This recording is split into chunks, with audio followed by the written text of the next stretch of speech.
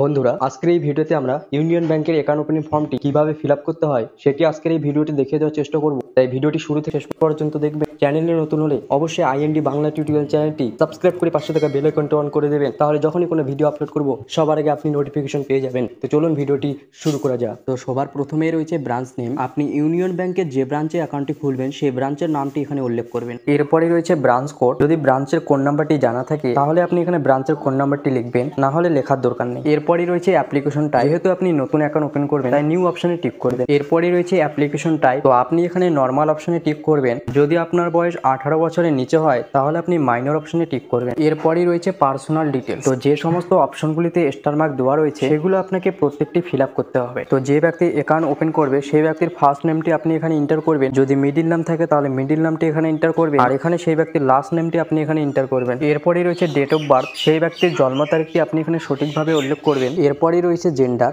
যদি আপনি পুরুষ হন তাহলে আপনি মেল অপশনে টিক করবেন, আর যদি মহিলা হন তবে আপনি ফিমেল অপশনে টিক করবেন। এরপরে রয়েছে ম্যারিটাল স্ট্যাটাস। যদি আপনি বিবাহিত হন তবে ম্যারিড অপশনে টিক করবেন, আর যদি অবিবাহিত হন তবে আনম্যারিড অপশনে টিক করবেন। এরপরে রয়েছে name of father, mother and spouse. তো আপনি এখানে ফাদার অপশনে টিক করবেন। যে ব্যক্তি অ্যাকাউন্ট ওপেন করছে তার বাবার ফার্স্ট নেমটি আপনি এখানে এন্টার করবেন। যদি মিডিল নাম থাকে তাহলে তার মিডিল নামটি আপনি এখানে এন্টার করবেন, আর লাস্ট নেমটি আপনি এখানে উল্লেখ করবেন। এরপরে রয়েছে নাম্বার অফ ডিপেন্ডেন্ট, অর্থাৎ আপনি কয়জনের উপর নির্ভরশীল সেটি আপনি এখানে উল্লেখ করবেন। এরপরে রয়েছে ইলিটারেট। যদি আপনি লেখাপড়া না জানেন তাহলে আপনি ইয়েস অপশনে টিক করবেন, আর যদি লেখাপড়া জানেন তাহলে আপনি নো অপশনে টিক করবেন। এরপরে রয়েছে নেম অফ গার্জিয়ান। যদি আপনি মাইনর হন অর্থাৎ 18 বছরের নিচে যদি আপনার বয়স হয় তাহলে আপনার গার্জিয়ানের ফার্স্ট নেম এখানে এন্টার করতে হবে। এরপর তার গার্জিয়ানের মিডিল নামটি এখানে এন্টার করতে হবে। তারপর তার গার্জিয়ানের লাস্ট নেম এখানে এন্টার করতে হবে। এরপরে রয়েছে রিলেশনশিপ উইথ গার্জিয়ান। এরপর সেই গার্জিয়ানের সাথে তার কি সম্পর্ক সেই সম্পর্কটি আপনি এখানে উল্লেখ করবেন। এরপরে রয়েছে ন্যাশনালিটি। যেহেতু আমরা ভারতীয় তাই এখানে আমরা ইন্ডিয়ান অপশনে টিক করব।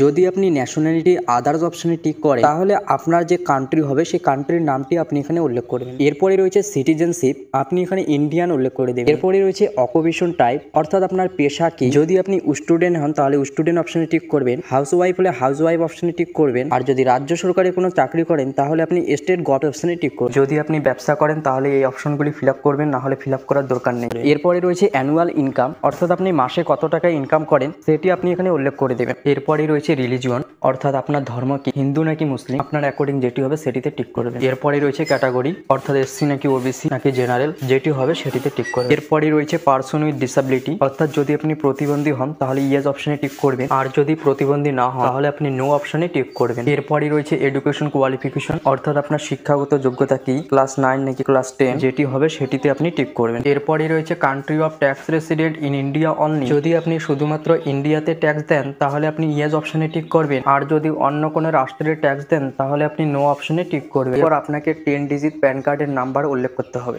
যদি প্যান কার্ড না থাকে তাহলে আপনাকে ফর্ম 60 অ্যানেক্সার 1 ফিল আপ করতে হবে। এরপর 2 নম্বরে রয়েছে কন্ট্যাক্ট ডিটেল। প্রথমেই রয়েছে মোবাইল নাম্বার। এখানে আপনার কান্ট্রি কোড অর্থাৎ 91 এন্টার করবেন। এরপর আপনি যে মোবাইল নাম্বারটি আপনার ব্যাংক অ্যাকাউন্টের সাথে লিঙ্ক করতে চান সেই মোবাইল নাম্বারটি আপনি এখানে এন্টার করবেন। এরপর আইডেন্টি প্রুফ এবং অ্যাড্রেস প্রুফ হিসেবে আপনাকে ডকুমেন্ট সিলেক্ট করতে হবে। তো এখানে সবচাইতে ভালো হয় যদি আপনি আধার কার্ড অপশনটি সিলেক্ট করেন। তো আমি এখানে আধার কার্ড অপশনটি সিলেক্ট করছি। এরপর সেই আধার কার্ডের নাম্বারটি আপনি এখানে উল্লেখ করে দেবেন। এরপর এই অপশনগুলো আপনাকে ফিল আপ করতে হবে না। এরপরে রয়েছে অ্যাড্রেস ডিটেলস। যদি আপনার বর্তমান অ্যাড্রেস দিতে চান তাহলে কারেন্ট অপশনে টিক করবেন। এরপরে রয়েছে অ্যাড্রেস টাইপ। তো আপনি এখানে রেসিডেন্সিয়াল অপশনে টিক করবেন। এরপর আপনি এখানে village, post, block, district, state এবং পিনকোড সহ আপনার পুরো অ্যাড্রেসটি এখানে উল্লেখ করবেন। এরপর আপনি যদি গ্রামে থাকেন তাহলে আপনার গ্রামের নাম, আর যদি শহরে থাকেন তাহলে আপনার শহরের নামটি এখানে এন্টার করবেন। এরপরেই রয়েছে ডিস্ট্রিক্ট। আপনি এখানে আপনার জেলার নামটি উল্লেখ করবেন। এরপরেই রয়েছে স্টেট। আপনি যে রাজ্যে বাস করেন সেই রাজ্যের নামটি আপনি এখানে উল্লেখ করবেন। তারপর আপনি এখানে আপনার এরিয়ার পিনকোডটি এন্টার করবেন। এরপর আপনি এখানে কান্ট্রি নেম ইন্ডিয়া উল্লেখ করে দেবেন। এরপর 5 নম্বরে আবারও রয়েছে অ্যাড্রেস ডিটেল। যদি আপনার উপরের অ্যাড্রেসটি বর্তমান এবং পার্মানেন্ট হয়ে থাকে তাহলে আপনি same as current and permanent address অপশনে ক্লিক করবেন। এরপর আপনি সেই উপরের সেম অ্যাড্রেসটি এখানে উল্লেখ করবেন। 7 নম্বরে রয়েছে অফিসিয়ালি ভ্যালিড ডকুমেন্ট। এখানেও আপনার কোনো কিছু ফিল আপ করতে হবে। এরপর 8 নম্বরে রয়েছে সেলফ ডিক্লারেশন। যদি আপনার ব্যাংক অ্যাকাউন্টের সাথে আদার সেটিং অর্থাৎ ডিবিটি লিঙ্ক করতে চান তাহলে আপনি ইয়েস অপশনে টিক করবেন। তাহলে সরকারের যে কোনো সুবিধা আপনি এই অ্যাকাউন্টে নিতে পারবেন। এরপর আপনি এখানে আপনার একটি ছবি লাগিয়ে দেবেন। তারপর যে ব্যক্তি অ্যাকাউন্ট ওপেন করবে সে এখানে একটি সিগনেচার করে দেবে। এরপর আপনি যে ব্রাঞ্চে অ্যাকাউন্ট খুলছেন সেই ব্রাঞ্চের নামটি এখানে লিখবেন। এরপর আপনি যেই দিন এই ফর্মটি ব্যাংকে জমা করবেন সেই দিনের তারিখটি এখানে উল্লেখ করবেন। এরপর 9 নম্বরে রয়েছে ফর অফিস ইউজ। তো এখানেও আপনার কোনো কিছু ফিল আপ করতে হবে না। এরপর আমাদের account opening part 2 fill up করতে হবে। আপনি যে দিনে ফর্মটি ব্যাংকে জমা করবেন সেই দিনের তারিখটি এখানে উল্লেখ করবেন। এরপর 1 নম্বরে রয়েছে টাইপ অফ অ্যাকাউন্ট, অর্থাৎ আপনি কি ধরনের অ্যাকাউন্ট খুলতে চান, নর্মাল সেভিংস অ্যাকাউন্ট নাকি জিরো ব্যালেন্সের। যদি আপনি সেভিংস অ্যাকাউন্ট খুলতে চান তাহলে আপনি সেভিংস ব্যাংক অ্যাকাউন্ট অপশনে টিক করবেন, আর যদি জিরো ব্যালেন্সের অ্যাকাউন্ট খুলতে চান তাহলে আপনি বিএসবিডি অপশনে টিক করবেন। এরপর 2 নম্বরে রয়েছে মোড অফ অপারেশন। তো আপনি যেহেতু নিজের জন্য অ্যাকাউন্টে খুলছেন তাই সেলফ অপশনে টিক করবেন, আর যদি জয়েন্ট অ্যাকাউন্ট খুলেন তাহলে আপনি জয়েন্টলি অপারেটেড এই অপশনে টিক করবেন। 3 নম্বরে রয়েছে সার্ভিস রিকোয়ার্ড,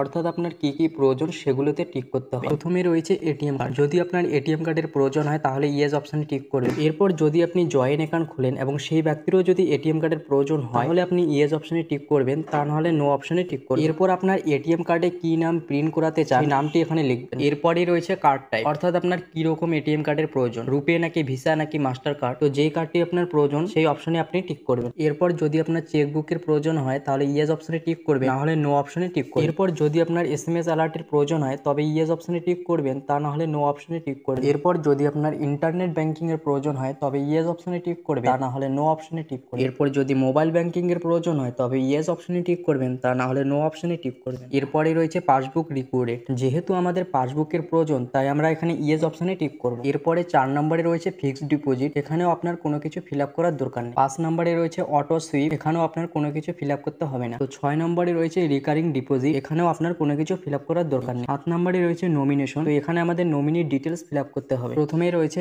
I/উই, যে ব্যক্তি অ্যাকাউন্ট ওপেন করবে তার নামটি আপনি এখানে এন্টার করবেন। এরপর সেই ব্যাংকের ব্রাঞ্চের নামটি আপনি এখানে উল্লেখ করে দেবেন। এরপর যদি আপনি নমিনির নাম পাসবুকে প্রিন্ট করাতে চান তাহলে আপনি এই বক্সে টিক করবেন। এরপর আমাদের নমিনির ডিটেলস ফিল আপ করতে হবে। আপনি যাকে নমিনি রাখতে চান তার নামটি আপনি এখানে উল্লেখ করে দেবেন। এরপর নমিনির মোবাইল নাম্বারটি আপনি এখানে এন্টার করে দেবেন। এরপর যে ব্যক্তি অ্যাকাউন্ট ওপেন করবে তার সাথে নমিনির কি সম্পর্ক সেই সম্পর্কটি আপনি এখানে উল্লেখ করবেন। এরপর নমিনির বয়স আপনি এখানে উল্লেখ করে দেবেন। আর নমিনি যদি মাইনর হয় অর্থাৎ 18 বছরের নিচে যদি বয়স হয় তাহলে তার ডেট অফ বার্থটি এখানে উল্লেখ করতে হবে। এরপর যে ব্যক্তি অ্যাকাউন্ট ওপেন করবে সেই ব্যক্তি এখানে একটি সিগনেচার করবে। যদি আপনার ব্যাংক অ্যাকাউন্টে কাউকে নমিনি রাখতে না চান তাহলে আপনি এই বক্সে টিক করবেন। এরপর যে ব্যক্তি অ্যাকাউন্ট ওপেন করবে সে এখানে একটি সিগনেচার করে দেবে। এরপরে রয়েছে ফর অফিস ইউজ, তো এখানে আপনার কোনো কিছু ফিল আপ করতে হবে না। এরপরে রয়েছে টার্মস এন্ড কন্ডিশন, এখানে একদম নিচের দিকে আপনাকে একটা সিগনেচার করতে হবে। তো আশা করি আমি আপনাদেরকে বোঝাতে পেরেছি যে ইউনিয়ন ব্যাংকের অ্যাকাউন্ট ওপেনিং ফর্মটি কিভাবে ফিল আপ করতে হয়। তাও যদি আপনাদের কোথাও কোনো রকম বুঝতে সমস্যা হয় তাহলে আপনারা কমেন্ট করে জানাবেন।